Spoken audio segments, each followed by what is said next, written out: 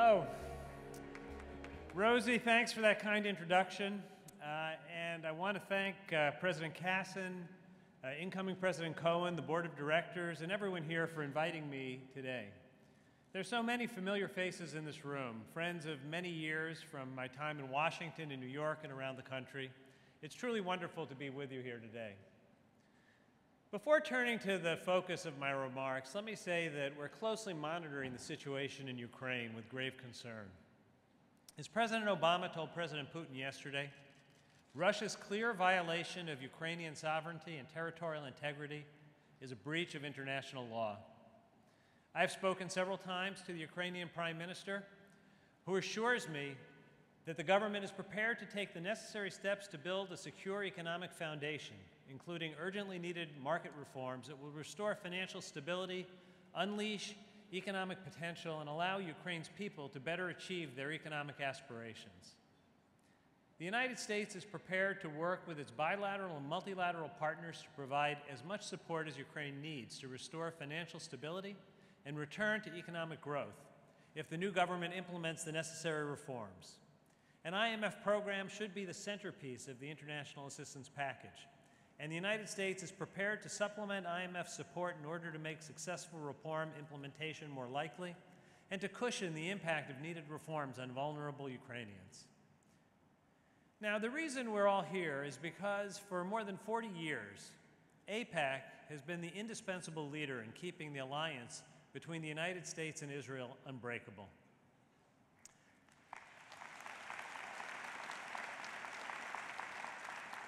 And you've done that through your powerful example of advocacy and activism. You make your voices heard, you take your case to your representatives here in Washington, and you stand up for what you believe in. This is not just your right as Americans, it is your responsibility. It is the essence of our democratic system.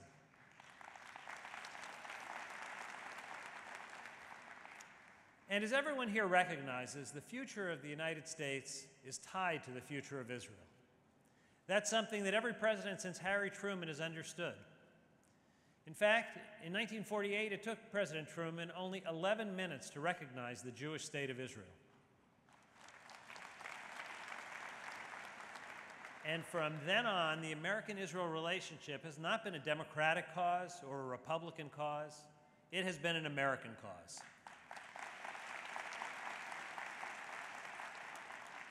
President Obama has remained true to this proud legacy since the first day he took office, and he's made it clear that for him and for this administration, America's commitment to Israel is ironclad. As he said as president-elect before he even took office, Israel's security is sacrosanct. It is non-negotiable, and he has never wavered from that position.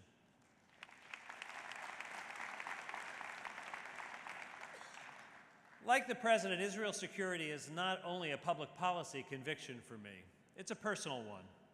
As many of you know, no one grew up with a deeper appreciation for the state of Israel than I did. And I have no doubt that a strong and secure Israel is vital to America's strength and America's security.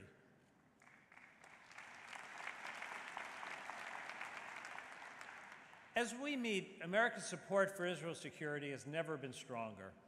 And over the next 3 days, you're going to hear about all the things that the administration is doing to advance Israel's security, from promoting a lasting peace with the Palestinians to preserving Israel's military edge so it can protect itself against any threat.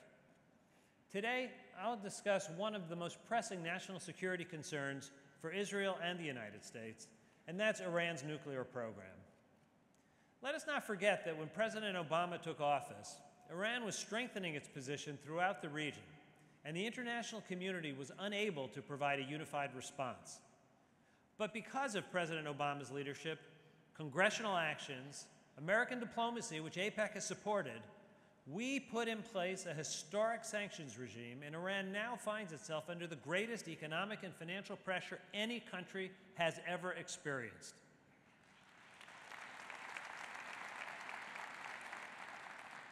Initially, many claimed that sanctions on Iran would never work, but we have proven exactly the opposite. From the beginning, this sanctions program has had one purpose: persuade Iran to abandon its pursuit of a nuclear weapon. There can be no alternative. To be clear, we never imposed sanctions just for the sake of imposing sanctions. We did it to isolate Iran and sharpen the choice for the regime in Tehran, and we did it by bringing the community of nations together. We're talking about China, Russia, India, Japan, Europe, Canada, South Korea, and the list goes on. Having the international community united in opposition to Iran's pursuit of a nuclear weapon has made an enormous difference. We now have in place the most sweeping, most powerful, most innovative, and most comprehensive sanctions regime in history.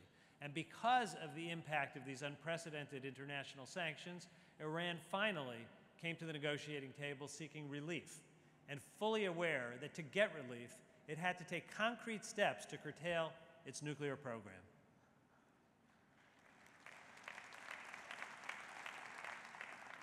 Those negotiations led to the Joint Plan of Action, which went into effect in January. And today, for the first time in a decade, progress on nuclear's program has been halted and key elements have been rolled back. The temporary deal struck in Geneva provides us with a 6-month diplomatic window to hammer out a comprehensive, long-term resolution, without fear that in the meantime, Iran will advance its nuclear program. Now, I want to emphasize something. Before we agree to any comprehensive deal, Iran will have to provide real proof that its nuclear program, whatever it consists of, is and will remain exclusively peaceful. This deal will only be acceptable if we're certain that Iran could not threaten Israel or any other nation with a nuclear weapon. Yet make no mistake, even as we pursue diplomacy and even as we deliver on our commitments to provide limited sanctions relief, the vast majority of our sanctions remain firmly in place.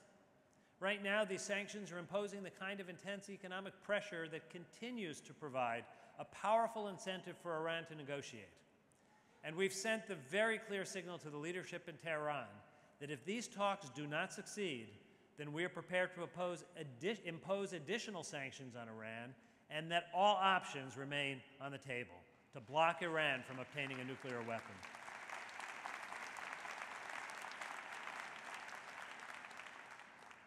We are under no illusions about who we're dealing with. Iran has threatened Israel's very existence, supports terrorist organizations such as Hezbollah, and has failed to live up to its promises in the past. Still, it's critically important that we give negotiations backed by continuing economic pressure a chance to succeed. I've sat with 2 presidents as they weighed the enormous decision to send men and women into harm's way to protect our nation. And while all options must remain available, I believe it is our responsibility to do as much as we reasonably can to reserve force as a last option.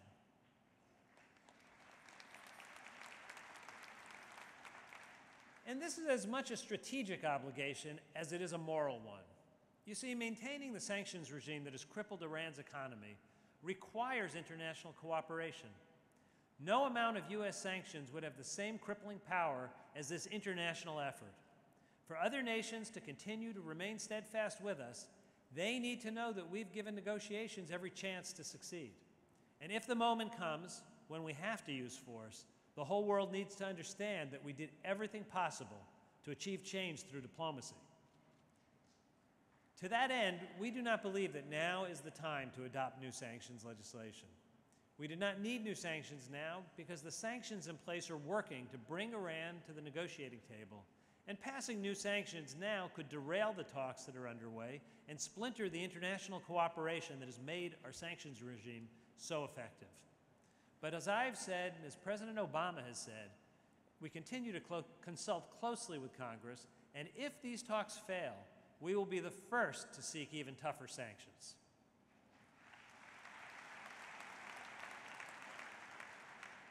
Now, in the next 2 days or so, you may hear some say that the very narrow relief in the interim agreement has unraveled the sanctions regime or eased the chokehold on Iran's economy. Nothing could be further from the truth. And I want to take a few moments to go through a few basic facts. The Treasury Department, which administers and enforces the sanctions, monitors the numbers very carefully.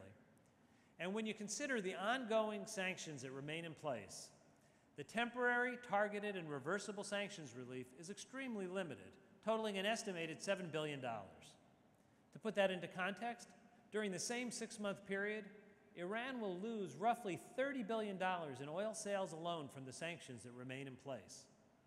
Put simply, this relief will not enable Iran's economy to recover from the deep economic damage inflicted by the sanctions program. The bulk of this relief does not come from suspending sanctions on economic activity like manufacturing or exports. It comes from the measured release of Iran's own funds that are now impounded in overseas banks. The fact is, because of years of sanctions enforcement, Iran has about $100 billion locked up in overseas banks. The interim agreement allows Iran to access $4.2 billion of these funds. I want to underscore that Iran's access to this limited relief is neither immediate nor instantaneous. It will be provided in separate installments on a rolling basis over the 6-month period of the joint plan.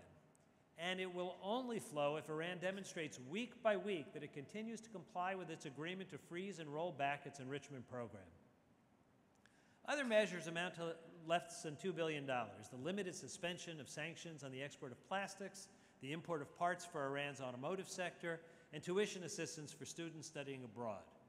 And the core architecture that makes the program work, oil and financial sanctions, remain in effect fully.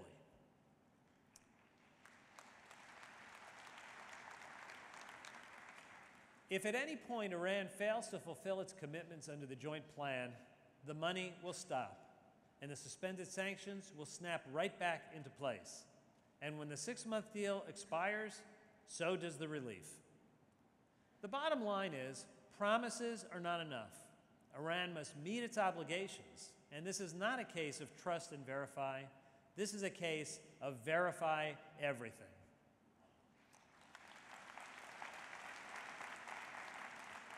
No matter what, Iran's economy will continue to feel severe economic pressure from ongoing sanctions. For example, our oil sanctions that remain in place have forced Iran's oil exports to drop by more than 60% over the last 2 years, and we will continue to enforce them. All told, the crushing sanctions have deeply damaged economic conditions in Iran.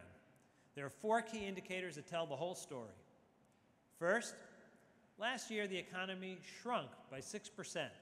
And it's expected to shrink again this year.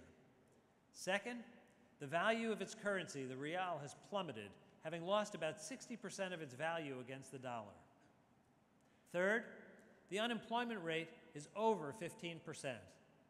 And finally, the inflation rate is about 30%, one of the highest in the world. The economic sanctions have crippled Iran's economy on many fronts. Claims that Iran's economy is undergoing a recovery because of the joint plan of action are just plain wrong.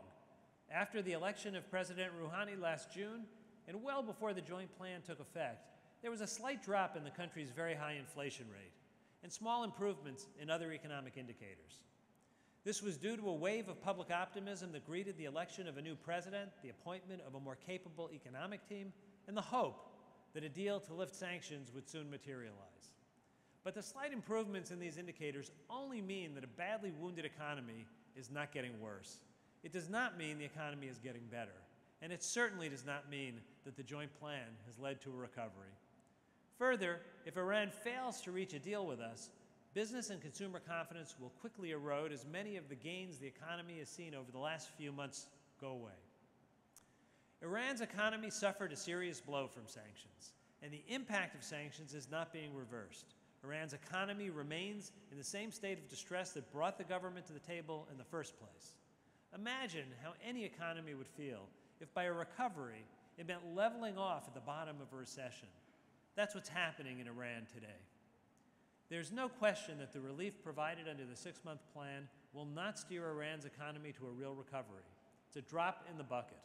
In fact, there will be a net deepening of the impact of sanctions when you consider the new damage that will be inflicted, like the $30 billion in additional lost oil sales.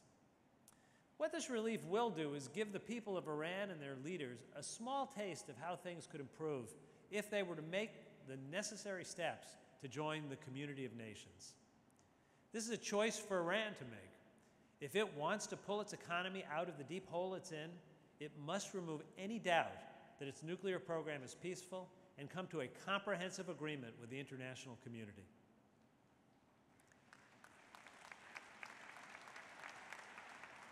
Until then, we will remain firm in our enforcement of U.S. and international sanctions. And when I say firm, we mean in our actions, not just in words. And we're talking about action. For instance, shortly after the joint plan went into effect, we moved against more than 30 Iran-related entities and individuals around the world for evading U.S. sanctions and for aiding Iranian nuclear and missile proliferation and for supporting terrorism. As President Obama recently said, if anyone, anywhere, engages in unauthorized economic activity with Tehran, the United States will, and I quote, come down on them like a ton of bricks.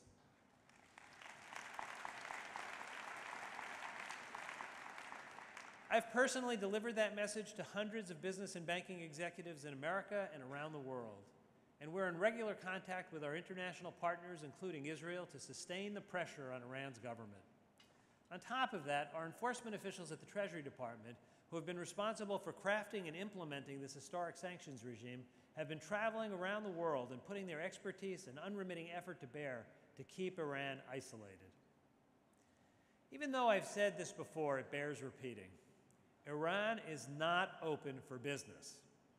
Have no doubt, we are well aware that business people have been talking to the Iranians. We have been very clear that the moment those talks turn into improper deals, we will respond with speed and force. Anyone who violates our sanctions will face severe penalties.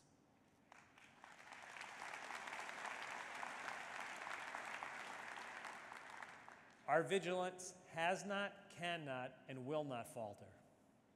In closing, let me say, this is a time of great uncertainty. But during difficult times like these, the bonds between the United States and Israel do not grow weaker, they grow stronger.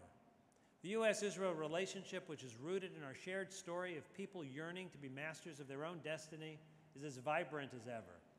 And that vibrancy is very much on display here. As I look out across this room, I'm reminded of how every year thousands of young people come to this conference from every corner of the United States. They travel to our nation's capital because of their boundless hope, their sense of duty, and their unshakable belief that the future can be better, brighter, and more prosperous, and more secure.